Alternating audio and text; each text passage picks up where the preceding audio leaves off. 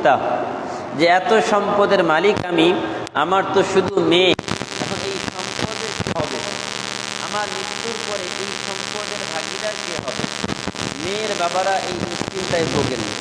শরীয়তের একটি বিধান হচ্ছে, যদি কারো ছেলে সন্তান না থাকে, শুধু মেয়ে সন্তান থাকে, তাহলে তার সম্পদের একটা অংশ তার ভাতিজা যদি থাকে, তাহলে তার ভাতিজারা তার চাচার একটা সম্পদের অংশ পাবে। এখন যারা এই সম্পদের অংশ পাবে, এই শরীয়তের বিধান অনেকেই মানতে চায় না। এজন্য অনেক মেয়ের বাবারাই, আমার অভিজ্ঞতা থেকে বলছি, বাস্তবতা আপনাকে দিয়ে যে অনেকেই দেখা যায় সম্পদ আছে, হজে যাবে,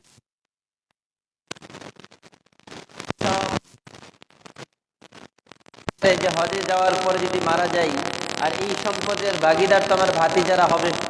সুতরাং ভাতিজাদেরকে বঞ্চিত করার জন্য মেয়েদের নামে সব সম্পদ লিখে দিয়ে যায়। এখন আপনারা বলেন, এই যে কাজটা করলো, এটা কি ঠিক করলো? এটা কি আল্লাহর হুকুম মতো হলো, নাকি আল্লাহর হুকুমের বিপরীত? আল্লাহর হুকুমের বিপরীত। আল্লাহর হুকুম ছিল যে চাচার সম্পদের একটা অংশ ভাতিজারা পাবে যদি চাচার কোনো ছেলে না থাকে, কিন্তু এর সম্পদ ভাতিজারা পেয়ে যাবে, এই ভয়ে মেয়ের নামে সব সম্পদ লিখে দেয়। এখন বলেন, এটা করে কি অন্যায় করলো নাকি ইনসাফ করলো? অন্যায় না? তো বনি ইসরাইলের মধ্যে এরকম একটা ঘটনা ঘটে গেছে। বনি ইসরাইলের এক ব্যক্তি, তার একটা সুন্দরী কন্যা আছে, অঢেল সম্পদের মালিক, তার কোনো ছেলে সন্তান নাই, তার ছোট ভাইয়ের একটা ছেলে আছে, ছেলে উপযুক্ত, মেয়ে উপযুক্ত, বিয়ের উপযুক্ত। এখন ছেলে তার চাচাকে, তার চাচাতো বোনকে বিয়ে করার জন্য প্রস্তাব দিয়েছে। এখন তার চাচা বলতো যে না, তোমার সাথে তো আমার মেয়েকে বিয়ে দেওয়া সম্ভব না। এখন যখন তার প্রস্তাবকে প্রত্যাখ্যান করলো, প্রস্তাবকে যখন ফেরত দিল, তখন সে রাগে গুসায় একদিন রাতের বেলা চিন্তা করলো যে চাচার মেয়েকে তো বিয়ে করতে পারলাম না, মেয়েকে বিয়ে না করতে পারলে তো সমস্যা, মেয়েকে বিয়ে করলে চাচার মেয়েকেও পাওয়া গেল, চাচার সম্পদও পেয়ে গেলাম, এক ঢিলে দুই পাখি। আর যদি চাচার মেয়েকে না পাই, সম্পদ তো পাবো চাচার মৃত্যুর পরে। সুতরাং যেই সম্পদ মৃত্যুর পরে পাবো, তাহলে তো চাচার বেঁচে থেকে লাভটা কি? আমার সম্পদ দরকার। এখন যেই চিন্তা সেই কাজ। একদিন রাতের বেলা ভাতিজা চাচাকে নিজের হাতে হত্যা করে, নিজের হাতে হত্যা করে চাচার লাশটাকে, তাদের এন্ট্রি পার্টি থাকেন, অনেকের শত্রু থাকে, তো কার সাথে শত্রুতা ছিল, ওই বাড়ির এলাকার মানুষের বাড়ির সামনে রাতের বেলা রাস্তাকে ফেলে দিয়ে আসলো। যখন রাতের বেলা লাশটাকে ফেলে দিয়ে আসলো, দিনের বেলা ভাতিজা, আপন চাচা কত দয়ালু, মহাব্বত ভালোবাসা সেটা দেখাবে। সকালবেলা লোকজন নিয়ে খোঁজাখুঁজি শুরু করলো যে কি ব্যাপার, আমার চাচা কোথায়, দিনের বেলা আজকে নাই কেন? খুঁজতে খুঁজতে খুঁজতে ওই এলাকার বাড়ির সামনে গিয়ে দেখা একটা লাশ পড়ে আছে। এই লাশ কার? এই লাশটা আমার চাচার। কে মারলো? এই বাড়ির মালিকই মারছে। আপনারা বলেন, কেউ কি কাউকে হত্যা করে নিজের বাড়ির সামনে ফেলে রাখবে? এখন সে তাদের উপরে দোষ দেওয়া শুরু করলো যে তোমরাই এই হত্যাকাণ্ড ঘটিয়েছ। এখন এই যে দুই এলাকার মানুষ এমন একটা রক্তক্ষয়ী সংঘর্ষের দিকে যাচ্ছে, এক এলাকার মানুষ আরেক এলাকার মানুষের উপরে আক্রমণ শুরু করে দিয়েছে। তো তার মধ্যে কিছু জ্ঞানীগুণী মানুষ সবসময় থাকে, কিছু বয়স্ক জ্ঞানীগুণী মানুষ, তারা বললো, এই তোমরা থামো, তোমরা কেন অযথা অন্যায়ভাবে এই যে নিজেদের মধ্যে সংঘর্ষ লাগাচ্ছ, কেন নিজেদের মধ্যে এরকম যুদ্ধ বাজাচ্ছ? আমাদের সামনে তো এখনো নবী আছেন, চলো আমরা এই মামলা নবীর কাছে নিয়ে যাই। আর সেই নবী হচ্ছে মুসা আলাইহিস সালাতু ওয়াস সালাম। নবী মুসা আলাইহিস সালাতু ওয়াস সালামের কাছে মামলা নিয়ে পুরা দুই এলাকাবাসী গেলেন। এলাকাবাসী গিয়ে মামলা দায়ের করলেন, বললেন, আল্লাহর নবী, গতকাল রাতের ঘটনা যে এক ব্যক্তি ইন্তেকাল করেছে আর তার লাশ পাওয়া গেছে অমুক বাড়ির সামনে। সুতরাং যারা বাদী, তাদের দাবি হচ্ছে আমার চাচাকে এই বাড়িওয়ালাই হত্যা করেছে, এই এলাকার মানুষ হত্যা করেছে। আর তাদের দাবি, যারা বিবাদী, তাদের দাবি হচ্ছে যে না, আমরা হত্যা করি নাই, বরং কেউ হত্যা করে লাশকে এখানে ফেলে আমাদের উপরে দোষ চাপানোর চেষ্টা করছে। আমাদের সমাজে এগুলো হয় কি না? হয় না? তাহলে বাস্তবতার সাথে অনেকটা কোরআনের এই ঘটনার মিল আছে। এখন যখন এই বিচার নবীর কাছে নেওয়া হলো, নবী আল্লাহর কাছে সাহায্য চাইলেন যে আল্লাহ, এই বিচারের সমাধানের একটা রাস্তা আমাকে বলে দেন। এবার আল্লাহ পাক রব্বুল আলামিন নবীকে বললেন, নবী আপনি তাদেরকে এই বিচারটাকে সহজ করার জন্য বলেন তারা যেন একটা গরু জবাই করে। কি করে বলেন? কি করে? এখন আপনাদের মনে প্রশ্ন আসতে পারে, হুজুর মারা গেল মানুষ, হত্যা হলো মানুষ, আর সেই হত্যার বিচার করার জন্য বলতেছে যে গরু জবাই করো, তার মানে কি গরু জবাই করে সবাই খাবেন? এমন আমাদের দেশে তো মানুষ মারা গেলে 40 হয় না? 7 দিন 40 দিন ধুমধাম করে যদি টাকা পয়সাওয়ালা হয় তাহলে কয়েকটা গরু জবাই করে একদম পুরা এলাকাবাসী, কয়েক মহল্লাকে দাওয়াত দেওয়া হয়। আমি বলছি না যে খাওয়াবেন না, কিন্তু আমার কথা যেটা সেটা হচ্ছে 40 কেন করতে হবে? 40 কেন করতে হবে? কেন 41 করেন, 39 করেন? আপনার ক্যাপিটাল হয়েছে। আর এই জন্য শরীয়তে নাই, ইসলামে নাই, হাদিসে নাই, কোরআনে নাই। এটাকে যদি ইসলাম বলে চালানো হয় এটা বেদাত, আর ওই বেদাতকে মানা এটাকে গুমরাহি, পথভ্রষ্টতা। হাদিসের মধ্যে আছে কুল্লু বিদআতিন দালালা কুল্লু দালালাতিন ফিন্নার। প্রত্যেকটা বেদাত গুমরাহি, আর প্রত্যেকটা গুমরাহি মানুষকে পথভ্রষ্টতার দিকে নিয়ে যায়, আর প্রত্যেকটা পথভ্রষ্টতা মানুষকে জাহান্নামের দিকে নিয়ে যায়। তাহলে আমরা কি জাহান্নামে যাব? আপনি মানুষকে খাওয়াবেন, কোনো অসুবিধা নাই, সেটা যে কোনো দিন, সেটা 3 দিনে কেন হতে হবে, 7 দিনই কেন হতে হবে? আপনি 5 দিনে করেন, 6 দিনে করেন, 10 দিনে করেন, 11 দিনে করেন, কোনো দিন ধার্য করে এরকম মৃত্যুবার্ষিকী পালন করা যাবে না। হ্যাঁ, আরেকটা গুরুত্বপূর্ণ মাসালা, মুসলমানদের জন্মবার্ষিকী পালন করে না, যে এততম জন্মবার্ষিকী, এততম মৃত্যুবার্ষিকী। ইসলামের মধ্যে জন্মবার্ষিকী, মৃত্যুবার্ষিকী বলে কোনো কিছু নাই। আল্লাহর হাবিব বলেছেন, যারা জন্মবার্ষিকী পালন করে, মৃত্যুবার্ষিকী পালন করে, তারা আমার উম্মতের মধ্যে অন্তর্ভুক্ত না। মান তাশাব্বাহা বিকাউমিন ফাহুয়া মিনহুম। এটা হচ্ছে ইহুদি আর খ্রিস্টানদের তাদের কৃষ্টি কালচার। যারা তাদের কালচার গ্রহণ করবে, আমার উম্মতের এই মানুষগুলো তাদের অন্তর্ভুক্ত হবে। এটা প্রসঙ্গক্রমে এই কথাগুলো বলে ফেললাম, আমার সাবজেক্ট কিন্তু এটা না। যেটা বলছিলাম যে মানুষ মারা গিয়েছে, মানুষ মারা যাওয়ার সাথে গরু জবাই করার কি সম্পর্ক? কথাটা গুরুত্বপূর্ণ না? নবীর কাছে আসছে বিচার নিয়ে, নবী বললেন একটা গরু জবাই করো। সবাই নবীকে বলছেন, নবী আসলাম মামলা নিয়ে, মানুষ মারা গেছে, আপনি বলছেন গরু জবাই করো। এটা কি আপনি আমাদের ঠাট্টা করতেছেন? তাদের কথা, যারা বিচার নিয়ে আসে, আপনি কি আমাদের ঠাট্টা মস্কারি করতেছেন? আল্লাহর নবী বলেন, আউযু বিল্লাহি আন আকুনা মিনাল জাহিলিন, আস্তাগফিরুল্লাহ। তিনি বললেন, আস্তাগফিরুল্লাহ, আউযু বিল্লাহি, আমি আল্লাহর কাছে পানা চাই, আমি কেন তোমাদের ঠাট্টা মস্কারি করব?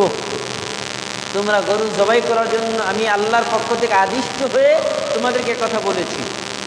আর এই কথাগুলোই কোরআনের আয়াতের মাধ্যমে আমরা শুনবো ইনশাআল্লাহ। খুব মনোযোগ।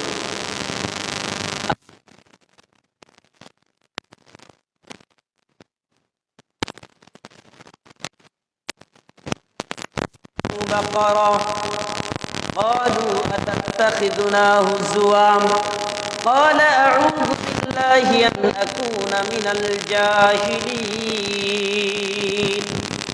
যেটা বলছিলাম, আল্লাহ বলে স্মরণ করো ওই সময়ের কথা যখন তোমরা বিচার দায়ের করলে মূসার কাছে। এবার মূসা আলাইহিস সালাম তার জাতিকে বললেন যে আল্লাহ তাআলা তোমাদেরকে আদেশ করেছেন আন তাযবাহু বাকারা, তোমরা একটা গাভী জবাই করো। এবার যারা উপস্থিত বাদী বিবাদী সাক্ষী সকল মানুষগুলো বলল, অলু সকলেই সমগতভাবে বলল, আতাত্তাখিযুনা হুজুয়া, আপনি কি আমাদের সাথে ঠাট্টা মশকারি করেন? আপনি কি আমাদের সাথে মজাক করতেছেন? আমরা আসলে একটা সিরিয়াস বিষয় নিয়ে সিরিয়াস মোডে আছি, আপনার কাছে মামলা দায়ের করেছি, আর আপনি বলছেন গরু জবাই করো। এবার নবী বলেন, ক্বালা আউযু জাহিলিন, নবী বললেন আউযু বিল্লাহ, আমি আল্লাহর কাছে পানা চাই যে আন আকুনা মিনাল জাহিলিন। নবীর তো এটা চরিত্র না, নবী তার উম্মতকে সেটা ঠাট্টা মস্করা করবে, এটা নবীর জন্য শোভা পায় না। তাহলে তার অজ্ঞ আর মূর্খদের অন্তর্ভুক্ত হয়ে যাব।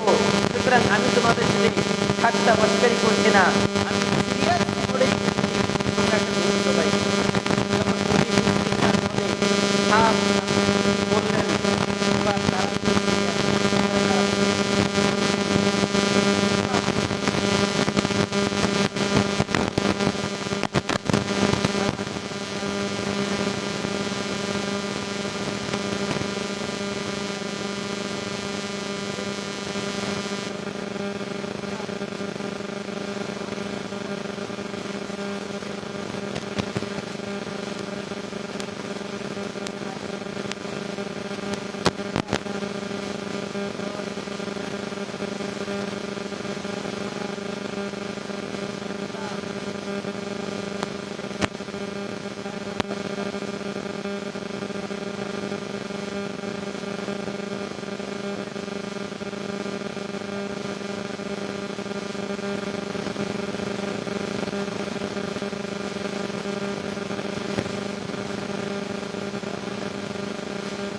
إنها بقرة لا فارض ولا بك। বললেন গরুটা প্রথম হবে ইন্নাহা বাকর, এমন একটা গাভী, লা ফারিদুন, যেটা খুব বৃদ্ধ নয়, খুব বেশি বৃদ্ধ নয়, ওয়ালা বিক, এবং একদম কচিও নয়। মানে ফারিজ বলা হয় এমন গাভী যে গাভী বাচ্চা হারিয়ে ফেলেছে। তার মানে যে সকল গাভী বাচ্চা দিতে দিতে এমন বয়সে উপনীত আর বাচ্চা গরুর বাছুর জন্মানোর সক্ষমতা তার মধ্যে নাই, তার মানে একদম দুর্বল। ওয়ালা বিক, বিক বাকেরা বলা হয় যে ওই সকল গাভী যেগুলো বাচ্চা দেওয়ার মতো এখন সক্ষমতাই নাই, তার মানে এখন উপযুক্ত হয় নাই। যেই গাভী বাচ্চা দেওয়ার সক্ষমতা অথবা যেই গাভী একদম বাচ্চা দিতে দিতে বাচ্চা দেওয়া অক্ষম হয়ে গেছে আর বাচ্চা দিতে পারবে না। আওয়ানুম বাইনা যালিক, আল্লাহ বলেন এই দুইটার মাঝামাঝি, তার মানে একদম যোগ তাগরা।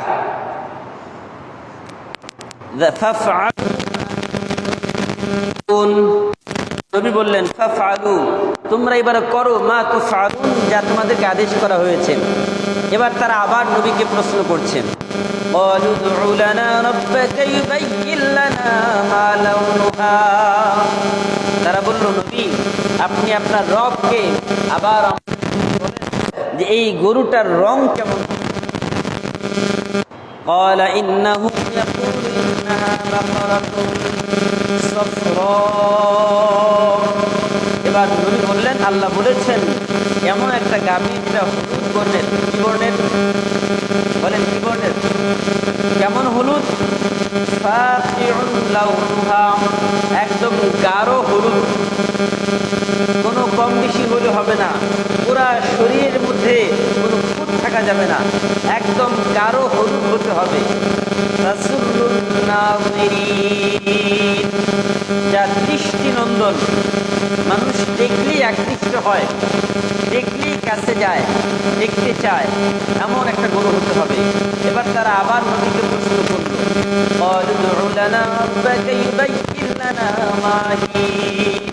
নবী বয়স বললেন, তার রঙ বললেন, তাহলে আপনি এবার আপনার রবকে বলেন তিনি যেন আমাদেরকে তার বিস্তারিত বিবরণ বলে দেন। এবার আল্লাহ তাআলা বলছেন ইন্নাল বাকারা তাশাবাহা আলাইনা, নিশ্চয়ই গাভী এটা আমাদের কাছে সংশয়পূর্ণ হয়ে গেছে, আমরা সন্দিহান যে এমন গাভী কি পাওয়া যায় আসলে, যেরকম বর্ণনা দেওয়া হচ্ছে। ওয়া ইন্না ইনশাআল্লাহু লামুহতাদুন, তবে তারা বলল ইনশাআল্লাহ আমরা পেয়ে যাব, ইনশাআল্লাহ কি বলছে? লামুহতাদুন, আর আল্লাহ তাআলা তাদেরকে পথ দেখিয়ে দিলেন। তাই জন্য ভবিষ্যতের যে কোনো কাজের ক্ষেত্রে আমরা কি বলবো? বলেন কি বলবো? আপনাকে যদি বলা হয় যে ভাই কেমন আছেন, বলবেন ইনশাআল্লাহ ভালো আছি, এটা বলা যাবে? সবাই বলেন না কেন? ইনশাআল্লাহ ভালো আছি বলা যাবে? কি বলতে হবে? আলহামদুলিল্লাহ ভালো আছি। কি বলবেন? ইনশাআল্লাহ কোন ক্ষেত্রে ব্যবহার হবে? ভবিষ্যতের ক্ষেত্রে।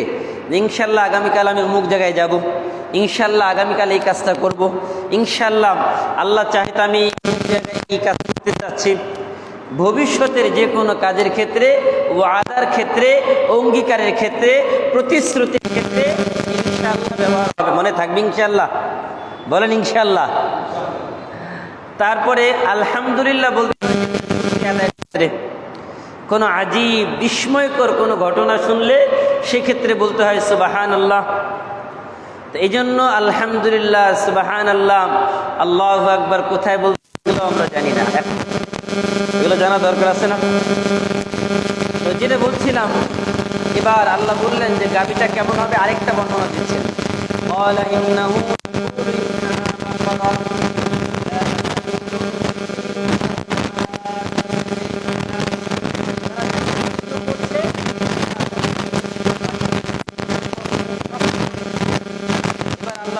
এমন একটা গাভী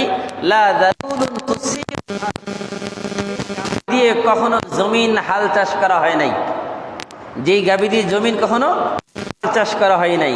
ওয়ালা তাসকিল হারস, মুরব্বীরা ভালো বুঝবেন, আগের দিনে গরু দিয়ে পানি টানানো হতো না, গরু দিয়ে যেন পানি টানানো না হয় এমন গরু হতে হবে।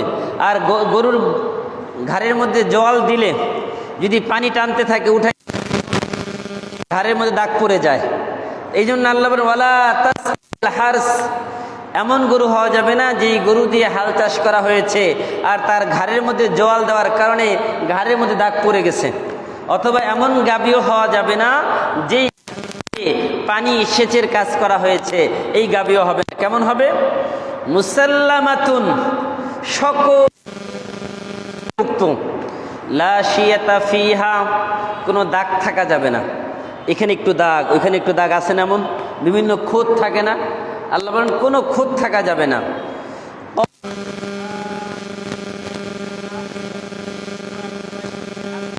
এখন জিতা বিল হক, আপনি পরিপূর্ণ বিবরণ দিতে পারছেন। এবার আপনার বর্ণনা শেষ, এবার আমাদের দায়িত্ব হচ্ছে এমন একটা গাভী খুঁজে বের করা।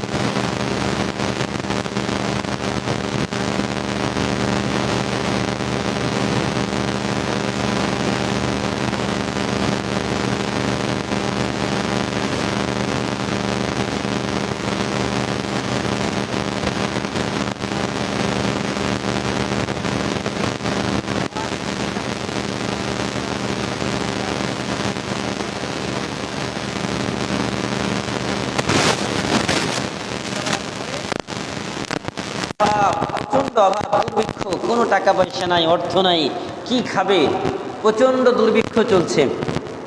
এই অভাবের দিন তার মা তার সন্তানকে বললেন, বাবা, তোমার বাবা একটা গাভী তোমার জন্য ওই মাঠে রেখে গেছেন, তুমি আল্লাহর নামে গিয়ে ওই মাঠে গাভীকে ডাক দাও, ওই গাভী যেখানেই থাক তোমার কাছে চলে আসবে।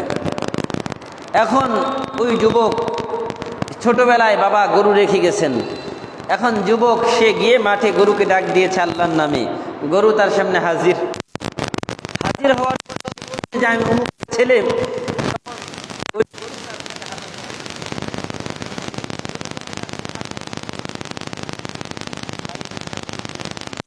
আর এদিকে একটা গরু বনি ইসরাইলের সকল মানুষগুলো খোঁজাখুঁজি করছে। এখন বাজারে গিয়েছে, বাজারে গিয়ে ওই রঙের, ওই বয়সের, ওই রকম একদম দোষ ত্রুটি মুক্ত কোনো গরু খুঁজে পাওয়া যায় না।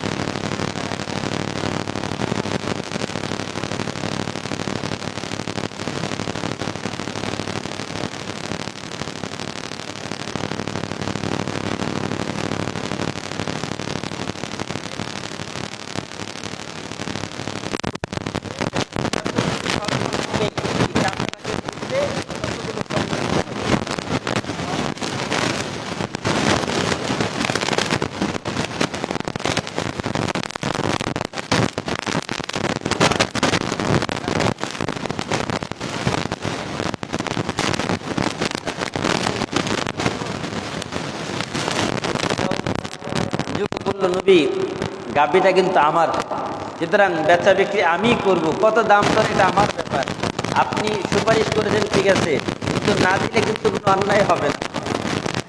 তো ঠিক আছে, নবী বললেন ঠিকই, তোমার জিনিস তুমি মতো বিক্রি করো। নবী তাদেরকে বললেন তোমরা যে করলে এই গাভী তোমাদেরকে নিতে হবে, বিকল্প কোনো গাভী নাই। তারা এই জন্য সেই পরিমাণ অর্থ দিয়ে এই গাভী নিয়ে গেল। নিয়ে যাওয়ার পরে এই গাভীকে তারা জবাই করলো। জবাই করার পরের ঘটনা কি হলো, এবার আল্লাহ পাক রব্বুল আলামিন বলেন إذ قتلتم نفسا فادارأتم فيها والله مخرج ما كنتم تكتمون।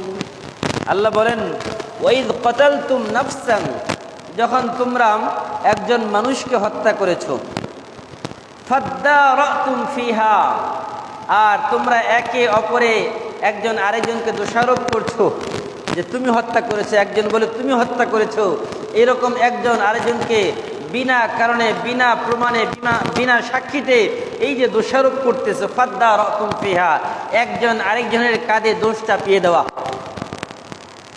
ওয়াল্লাহু মুখরিজুম মা কুনতুম তাকতুমুন, আল্লাহ তাআলা সব কিছুর রহস্য বের করে দিলেন, উন্মোচন করে দিলেন। মা কুনতুম তাকতুমুন, যেটা তোমরা গোপন করেছিলে।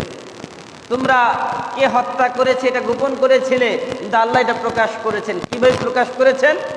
আল্লাহ বলেন ফাকুলনা যরিবুহু বিবা'দিহা কাযালিকা ইউহয়িল্লাহুল মাউতা ওয়া ইউরীকুম আয়াতিহি লাআল্লাকুম তা'কিলুন।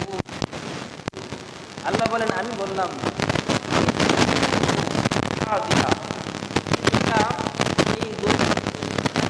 গোস্ত নিয়ে ওই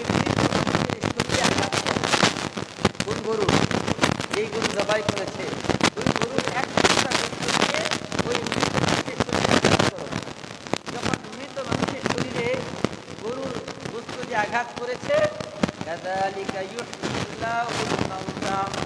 আর আল্লাহ তাআলা এই গোস্তের টুকরা ওই মৃত মানুষের শরীরে লাগার সাথে সাথে ওই মৃত মানুষটা জিন্দা হয়ে দাঁড়িয়ে গিয়েছে। আল্লাহ পারেন কিনা? আল্লাহ দেখালেন মৃত মানুষ গোস্তের টুকরা লাগার সাথে দাঁড়িয়ে গেছে, তার মানে জিন্দা হয়ে গেছে, জীবিত হয়ে গেল। আল্লাহ বলে তোমরা আশ্চর্য হয়ে গেছো, এই যে মৃত মানুষ জীবিত হয়ে গেছে এটা দেখে তোমরা আশ্চর্য হয়ে গেছো। আর তিনি তোমাদেরকে আল্লাহ তার নিদর্শনাগুলি দেখান। ومن آياته خلق السماوات والأرض واختلاف ألسنتكم وألوانكم إن في ذلك لآيات لقوم يعقلون। আল্লাহ বলেন এরকম হাজারো নিদর্শন আমি তোমাদেরকে দেখাই যাতে করে তোমরা বুঝো এবং ফিরে আসো। এবার আল্লাহ বলেন লাআল্লাকুম তা'কিলুন, এই যে একজন মৃত মানুষকে জীবিত করলাম কেন? যেন তোমরা বুঝো যে আল্লাহ আছে, আল্লাহকে অবিশ্বাস করা যাবে না, আল্লাহর হুকুম অমান্য করা যাবে না, আল্লাহ যে বিধান দিয়েছেন এই বিধানের বাহিরে যাওয়া যাবে না। এবার এই মৃত মানুষ দাঁড়িয়ে তার ভাতিজার দিকে আঙুল দিয়ে ইশারা করে বলল যে আমার ভাতিজা কিদার, নাম কি ছিল? কিদার, যে আমার ভাতিজা কিদার, সে আমাকে হত্যা করেছে। আর এই কথা বলে সে বাস আবার ইন্তেকাল করল, তাকে দাফন করলো। আর অপরাধীও ধরা খেয়ে গেল। আর অপরাধী ধরা খাওয়ার পরে এখান থেকে একটা মাসআলা, যদি কেউ কাউকে হত্যা করে, যদি কেউ কাউকে হত্যা করে তাহলে যদি সে সন্তানও হয় সে তার বাবার সম্পদ থেকে বঞ্চিত হবে। যদি কোনো ভাতিজা তার চাচাকে হত্যা করে তাহলে যদি ওই চাচার কোনো সম্পদের হকদার এই ভাতিজা আগে হয়েছিল তাহলে এই ভাতিজা এবার তার চাচার সম্পদ থেকে বঞ্চিত হয়ে যাবে। অর্থাৎ হত্যাকারী কখনো হত্যাকৃত ব্যক্তির সম্পদের ওয়ারিশ হবে না।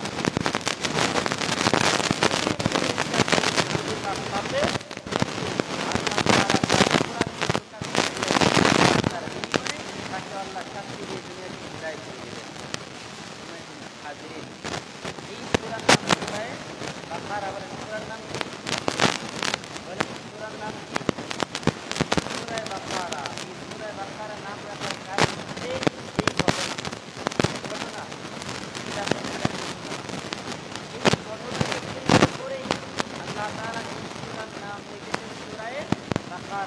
গাভী।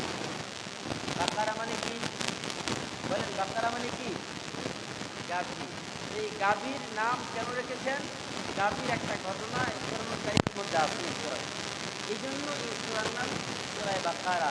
সুতরাং এই সূরার নাম যে বাকারা, এটা বলে থাকবে তো। বাকারা শব্দের অর্থ কি বলেন? বাকারা শব্দের অর্থ কি মনে থাকবে ইনশাআল্লাহ? আল্লাহ তাআলা আমাদের সকলকে এই সকল অন্যায় থেকে বাঁচার তৌফিক দান করুন। আমিন। সুতরাং দেখেন এটা আগে থেকে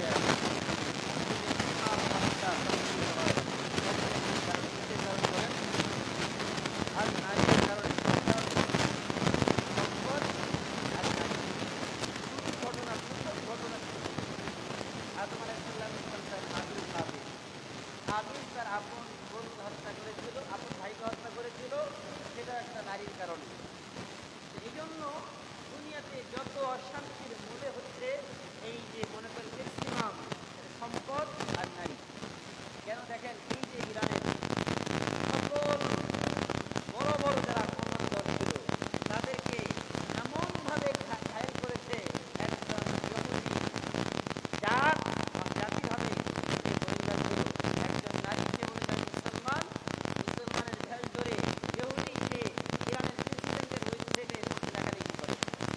যত বড় বড় অনেক কর্মচারী আছে সবার বাড়িতে গিয়েছে, সবার স্ত্রীদের সাথে মিশেছে, বাড়ি থেকে সকল গোপন তথ্য সে নিয়ে গিয়েছে।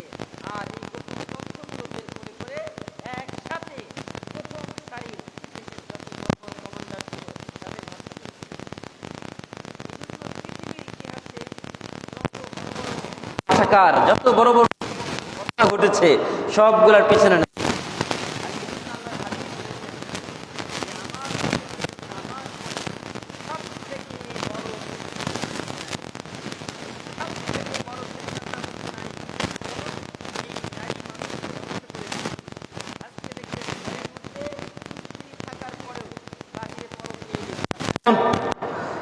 অসংখ্য অগণিত পুরুষ এই রোগে আক্রান্ত, যারা ঘরের মধ্যে স্ত্রী আছে ওই স্ত্রীর সাথে সুন্দরভাবে ভালোভাবে কথাও বলে না, কিন্তু অন্য আরেকজন পরনারীর সাথে খুব মধুর মধুর সুন্দর গল্প করে। আছেন এমন? কিন্তু ওই ব্যবহারটা যদি নিজের স্ত্রীর সাথে করত, নিজের স্ত্রী কোনো দিন অন্য কোনো পুরুষের কাছে যেত না। কি বলেন? আবার নিজের ঘরের স্ত্রীদেরও দোষ আছে, সব দোষ পুরুষের তা না। স্ত্রীদের দোষ কি? আল্লাহ রাসূলের এক হাদিস আপনাদেরকে শোনাই।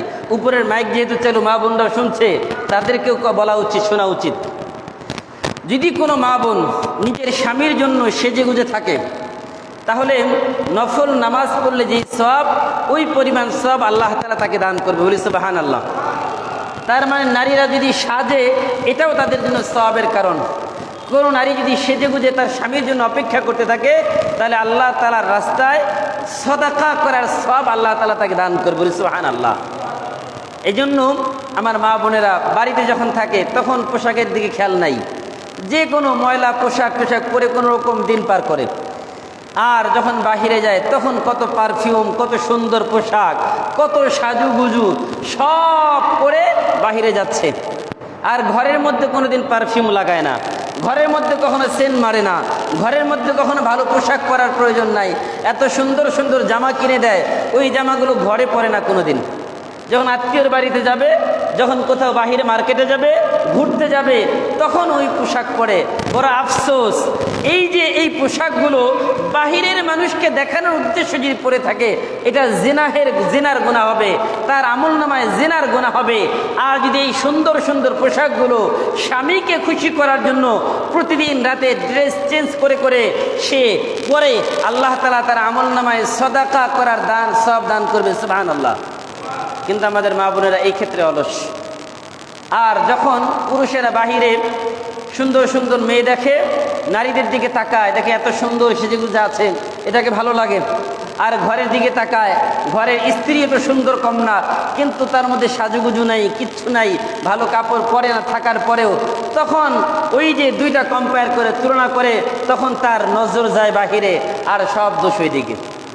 এই জন্য নারীদের চিন্তা করতে হবে যে আমাদেরকে স্বামীদের জন্য আল্লাহ বানিয়েছেন, লিতাসকুনু ইলাইহা, আল্লাহ বলেন স্ত্রীদেরকে আমি বানিয়েছি স্বামীরা তাদের কাছে গিয়ে শান্তি পাবে, আরাম পাবে, মনের সকল কষ্টগুলো দূর হবে। এখন যদি স্ত্রীদের কাছে স্বামীরা গিয়ে শান্তি না পায়, আরাম না পায়, তাহলে সৃষ্টির উদ্দেশ্যই ভিন্ন।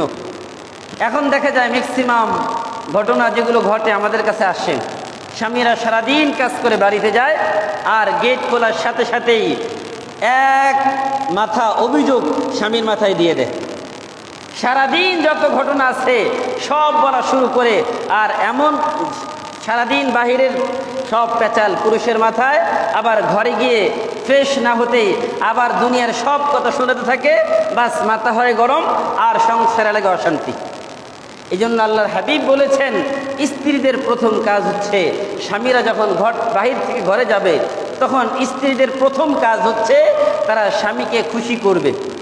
কিভাবে? ঠান্ডা মাথা শুনতে গিয়ে দেখা যায় আগেই মাথা গরম করে দেয়, আর সব অশান্তির মূলে দেখা যায় ওই জায়গায় লাগে। এখন স্বামীরাও মাথা গরম করে স্ত্রীকে তালাক দিয়ে দেয়, আর তালাক দেওয়ার পরে আবার আমাদের কাছে আসে, তো হুজুর মাথা গরম হয়ে গেছে, আর মাথা গরম হওয়ার কারণে তালাক দিয়ে দিছি, বাচ্চা 3টা 4টা, কি করব, এখন একটা উপায় বের করে দেন। হয় না এমন? কিছুদিন আগে এক মাসালা আসছে, বয়স কত মুরব্বী? তার বয়স 64 বছর। কত? হুজুর বাহির থেকে গিয়েছি, রাগে আমার স্ত্রীকে তালাক দিয়ে দিছি। 64 বছরের বৃদ্ধা দাদা, সে তার স্ত্রীকে তালাক দিয়ে এখন চোখের পানি মুছে আর দাঁড়িয়ে যায়, আমার কাছে আসছে কি হুজুর এটা একটা সমাধান বের করে দেন। আমি বললাম, দাদা এই যে 64টা বছর পার করলেন, দাদির সাথে এতদিন কাটাইলেন, তার কি ভালো কাজ একটাও ছিল না? হুজুর অনেক ভালো কাজ আছে। কি যে হইল, মাথাটা এমন গরম হয়ে গেল, কি যে বলে ফেললাম নিজেও বুঝি না। এই জন্য সাবধান, সাবধান, সবাই সাবধান হন। পারিবারিক শান্তি আজকে দূর হয়ে গেছে। প্রতিটা পরিবারের মধ্যে অশান্তি আর অশান্তি, ঘরে অশান্তি, বাইরে অশান্তি। আর আমাদের মা বোনেরা ঘরে শান্তির পরিবেশ তৈরি করেন, তাহলে দেখবেন স্বামীরা আর বাহিরে এদিক সেদিক যাবে না। আর স্বামীদেরকে বলবো, যখন আপনি প্রেমিকের সাথে কথা বলেন, পরনারীর সাথে কথা বলেন, ওই কথাটাই আপনি আবার স্ত্রীকে বলেন।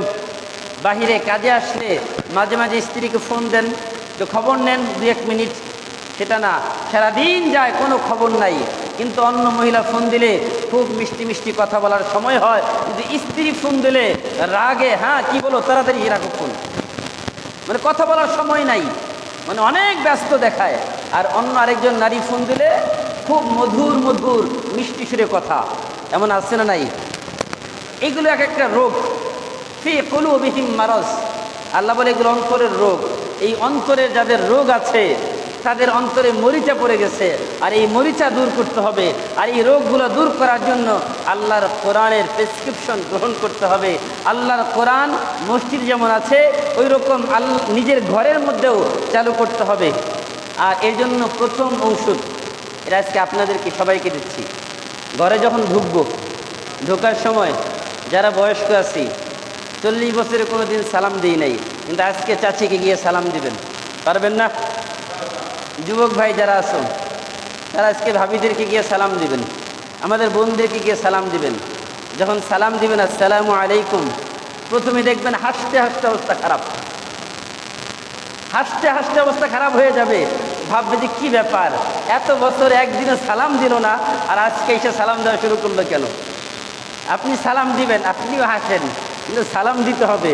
দিবেন তো ইনশাল্লাহ? বাসায় গিয়ে সবাই দিবেন তো ইনশাল্লাহ? প্রতিদিন বাসায় গিয়ে সালাম দিবে ইনশাল্লাহ। তাহলে ঘরের মধ্যে মহাব্বত তৈরি হবে, অশান্তি দূর হবে।